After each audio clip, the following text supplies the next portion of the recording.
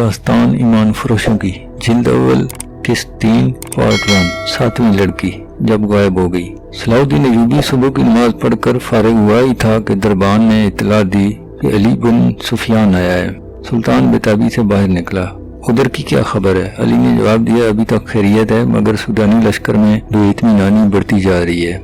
मेरे उनमें छोड़े मुखबिरों की इत्तलात से लगता है अगर उनके किसी एक भी कमांडर ने क़यादत संभाल ली तो बगावत हो जाएगी।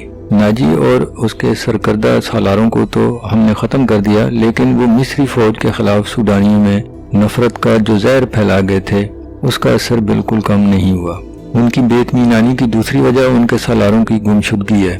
मैंने अपने मुखबिरों के जरिए ये खबर मशहूर करा दी है कि उनके सालार गोरे रूम के महाज पर गए हैं, मगर मुझे शक है सूडानियों में शकूक व शुबहात है, जैसे उन्हें इल्म हो गया हो कि उनके सालारों को कैद कर लिया गया है या वो मार दिए गए हैं। सलाउद्दीन अयूबी ने पूछा, अगर बगावत हो गई तो मिस्र में हमारे जो दस्ते हैं वो उसे दबा सकेंगे? मुझे शक है वो 50,000 तजर्बाकार फौज का मुकाबला नहीं कर सकेंगे।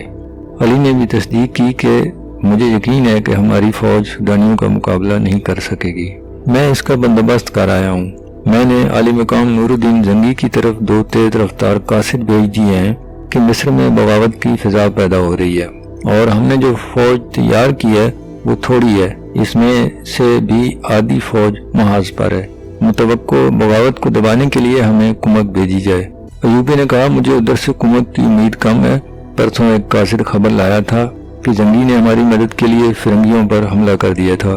फिरंगियों के उमरा और फौजी कायदीन गोरे रूम में सलीबियों के इत्तेहादी बेड़े में थे और उनकी कुछ फौज मिस्र में दाखिल होकर अकब से हमला करने और हमारे सूडानी लश्कर की पुश्त पनाही के लिए मिस्र की सरहद पर आ गई थी। मोहतरम जंगी ने उनके मुल्क पर हमला करके उनके सारे मंसूबे को एक ही वार में बर्बाद कर दिया है और शाह फ्रैंक के बहुत से इलाके पर कब्जा कर लिया है। उन्होंने सलीबियों से कुछ रकम भी वसूल की है। सुल्तान जंगी के कासिद की जुबानी वहाँ के कुछ ऐसे हालात मालूम हुए हैं जिन्होंने मुझे परेशान कर रखा है। अली ने पूछा, क्या अब सलीबी उधर यलगार करेंगे? अयूबी ने कहा, मुझे सलीबियों की यलगार की कोई परवाह नहीं। परेशानी ये है कि कुफार की यलगार को रोकने वाले शराब के मटकों में डूब गए हैं। इस्लाम के कले के पासबान हरमों में कैद हो गए हैं। औरत की जुल्फों ने उन्हें पाबजंजीर कर दिया है। चाचा असदुद्दीन शेरको को इस्लाम की तारीख कभी फरामोश नहीं कर सकेगी। काश वो आज जिंदा होते। मैदान जंग में मुझे वही लाए थे। हमने दस्ते की कमान की है। मैं उनके साथ सलीबियों के मुआसरे में 3 महीने रहा। मुझे हमेशा सबक दिया करते, घबराहट और खौफ से बचना, तईद इज़्दी और रज़ाए इलाही का कायल रहना और इस्लाम का अलम बुलंद रखना। मैं शरकों की कमान में मिस्रियों और सलीबियों की मुश्तरका फौज के खिलाफ भी लड़ा हूँ। सिकंदरिया में मुहासरे में रहा हूँ। शिकस्त मेरे सर पर आ गई थी। मेरे मुट्ठी भर अस्करी बददिल होते जा रहे थे। मैंने किस तरह उनके हौसले और जज्बे ताज़ा रखे मेरा खुदा ही बेहतर जानता है। ता के चचा शेरको ने हमला करके मुहासरा तोड़ा। आप ये सारी कहानी अच्छी तरह जानते हो। ईमान फरोशों ने कुफार के साथ मिलकर हमारे लिए कैसे कैसे तूफान खड़े किए, मगर मैं घबराया नहीं, दिल नहीं छोड़ा।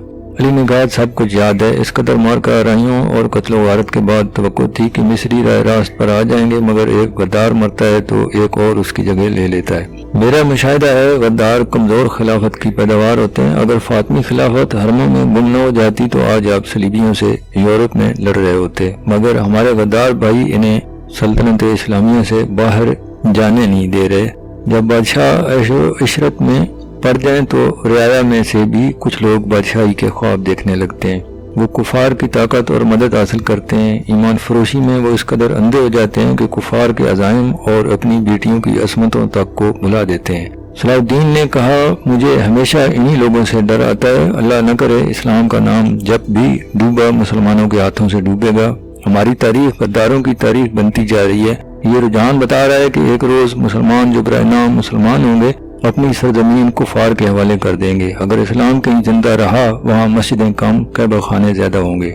हमारी बेटियां सलीबियों की तरह बाल खुले छोड़कर बेहया हो जाएंगी। कुफार इन्हें इसी रास्ते पर डाल रहे हैं, बल्कि डाल चुके हैं। अब मिस्र से फिर वही तूफान उठ रहा है। आप अपने महकमे को और मजबूत और वसी कर लो। मैंने अपने रफीकों से कह दिया है कि दुश्मन के इलाकों में जाकर शब खून मारने और खबरें लाने के लिए तनोमंद और ज़हीन जवानों का इंतखाब करें। صلیبی اس محاذ کو مضبوط اور پراثر بنا رہے ہیں۔ آپ فوری طور پر جاسوسی کرو، جنگ کی تیاری کرو۔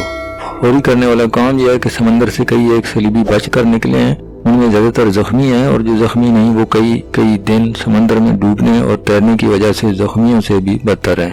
ان سب کا علاج معالجہ ہو رہا ہے، میں نے سب کو دیکھا ہے، آپ بھی دیکھ لو اور اپنی ضرورت کے مطابق ان سے معلومات حاصل کرو۔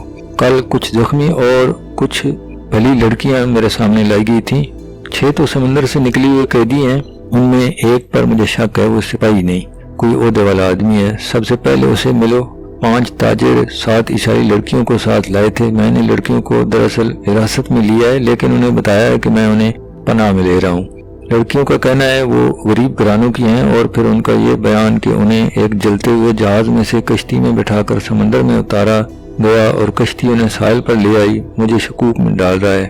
میں نے انہیں الگ خیمے میں رکھا ہے اور سنتری کھڑا کر دیا ہے۔ آپ ناشتے کے فوراً بعد اس قیدی اور ان لڑکیوں کو دیکھو۔ پھر مسکرا کر کہا، کل دن کو ساحل پر ٹہلتے مجھ پر ایک تیر چلایا گیا تھا جو میرے پاؤں کے درمیان ریت میں لگا۔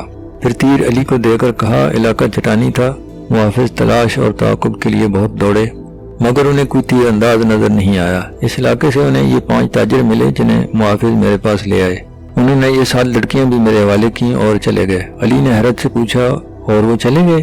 آپ نے انہیں جانے کی اجازت دے دی؟ سلطان نے کہا، محافظوں نے ان کے سامان کی تلاشی لی تھی، ان سے ایسی کوئی چیز برآمد نہیں ہوئی جس سے ان پر شک ہوتا۔ علی بن سفیان تیر کو غور سے دیکھتا رہا اور کہا، سلطان اور سراء و رساں کے زاویہ نگاہ میں فرق ہوتا ہے، میں سب سے پہلے ان تاجروں کو پکڑنے کی کوشش کروں گا۔ علی ایوبی کے خیمے سے باہر نکلا تو دربان نے بتایا، یہ کماندار اطلاع لایا ہے کہ کل 7 عیسائی لڑکیاں قید میں آئی تھیں، ان میں سے ایک لاپتہ ہے۔ کیا سلطان کو یہ اطلاع دینا ضروری ہے؟ یہ کوئی اہم واقعہ تو نہیں کہ سلطان کو پریشان کیا جائے۔ علی سوچ میں پڑ گیا۔ کماندار نے علی سے کہا، ایک عیسائی لڑکی کا لاپتہ ہو جانا تو اتنا اہم واقعہ نہیں، اہم بات یہ ہے کہ فخر المصری نام کا کماندار بھی رات سے لاپتہ ہے۔ رات کے سنتریوں نے بتایا، رات گشت کے دوران وہ لڑکیوں کے خیمے تک گیا تھا، وہاں سے زخمیوں کے خیموں کی طرف گیا، پھر کہیں نظر نہیں آیا۔ علی نے کہا، یہ اطلاع سلطان تک کبھی نہ جائے۔ رات کے اس وقت کے تمام سنتریوں کو اکٹھا کرو اور سلطان کے محافظ دستے کے کماندار سے کہا، کل سلطان کے ساتھ جو محافظ ساحل تک گئے تھے انہیں بلاؤ۔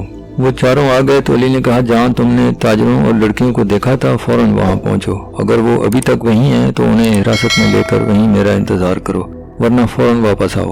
پھر علی لڑکیوں کے خیمے تک گیا۔ 6 لڑکیاں باہر بیٹھی تھیں، ان سے عربی زبان میں پوچھا، 7ویں لڑکی کہاں ہے؟ لڑکیوں نے ایک دوسری کے منہ کی طرف دیکھا اور سر ہلائے۔ علی نے کہا، تم سب ہماری زبان سمجھتی ہو؟ لڑکیاں اسے حیران سا ہو کے دیکھتی رہیں۔ علی کو ان کے چہروں اور ڈیل ڈول سے ہی شک ہو گیا تھا۔ وہ لڑکیوں کے پیچھے جا کھڑا ہوا اور عربی میں کہا، ان لڑکیوں کو ننگا کر دو اور 12 وحشی قسم کے سپاہی بلا لاؤ۔ تمام لڑکیاں بدک کر پیچھے کو مڑی۔ 2-3 نے بیک وقت عربی میں بولنا شروع کر دیا کہ لڑکیوں کے ساتھ آپ ایسا سلوک نہیں کر سکتے۔ ایک کہنے لگی، ہم آپ کے خلاف نہیں لڑیں۔ علی کی ہنسی نکل گئی۔ اس نے کہا، میں تمہارے ساتھ بہت اچھا سلوک کروں گا۔ تم نے جس طرح ایک ہی دھمکی سے عربی بولنی شروع کر دی ہے، اب بغیر کسی دھمکی کے یہ بھی بتا دو کہ 7ویں لڑکی کہاں ہے۔ سب نے لا علمی کا اظہار کیا۔ علی نے کہا، میں اس سوال کا جواب لے کر رہوں گا۔ تم نے سلطان پر ظاہر کیا کہ تم ہماری زبان نہیں جانتی، اب تم ہماری زبان ہماری طرح بول رہی ہو، کیا میں تمہیں چھوڑ دوں گا؟ اس نے سنتری سے کہا، انہیں خیمے کے اندر بٹھا دو۔ رات کے سنتری آ گئے تھے۔ فخر المصری کی گشت کے وقت کے سنتریوں سے علی نے پوچھ گچھ کی۔ آخر لڑکیوں کے خیمے والے سنتری نے بتایا کہ فخر رات اسے یہاں کھڑا کر کے زخمیوں کے خیموں کی طرف گیا تھا۔ تھوڑی دیر بعد اسے اس کی آواز سنائی دی، کون ہو تم؟ نیچے آؤ۔ میں نے اسے دیکھا تو اندھیرے میں مٹی کے ٹیلے پر انسانی سایہ سا نظر آیا جو وہیں غائب ہو گیا۔ علی نے جا کر دیکھا، ریت پر صاف پتہ چل رہا تھا کوئی اوپر گیا ہے۔ 2 قسم کے پاؤں کے نشان تھے، ایک مردانہ فوجی جوتے والا، دوسرا نشان چھوٹے جوتے کا زنانہ لگتا تھا۔ علی نے ٹیلے سے نیچے کی طرف زنانہ پاؤں کا پیچھا کیا تو نشان اسے اس خیمے تک لے گئے جہاں موبی رابن سے ملی تھی۔ اس نے خیمے کا پردہ اٹھایا اور اندر چلا گیا۔ اس کی چہرہ شناس نگاہوں نے زخمی قیدیوں کو غور سے دیکھا۔ رابن جو بیٹھا تھا علی کو دیکھتے ہی کرانے لگا، جیسے درد کا اچانک ہی دورہ پڑا ہو۔ علی نے اسے کندھے سے کھینچ کر اٹھایا اور خیمے سے باہر لے جا کر پوچھا، رات کو ایک قیدی لڑکی اس خیمے میں آئی تھی، کیوں آئی تھی؟ رابن ایسے حیرت سے دیکھنے لگا جیسے وہ کچھ سمجھا ہی نہ ہو۔ علی نے اسے آہستہ سے کہا تم میری زبان سمجھتے ہو دوست اور میں تمہاری زبان سمجھتا ہوں، بول سکتا ہوں، لیکن تمہیں میری زبان میں جواب دینا ہوگا۔ رابن اس کا منہ دیکھتا رہا۔ علی نے سنتری سے کہا اسے خیمے سے باہر ہی رکھو، اور علی خود خیمے کے اندر چلا گیا اور قیدیوں سے ان کی زبان میں پوچھا رات لڑکی اس خیمے میں کتنی دیر رہی تھی؟ خود کو اذیت میں ڈالے بغیر بتا دو۔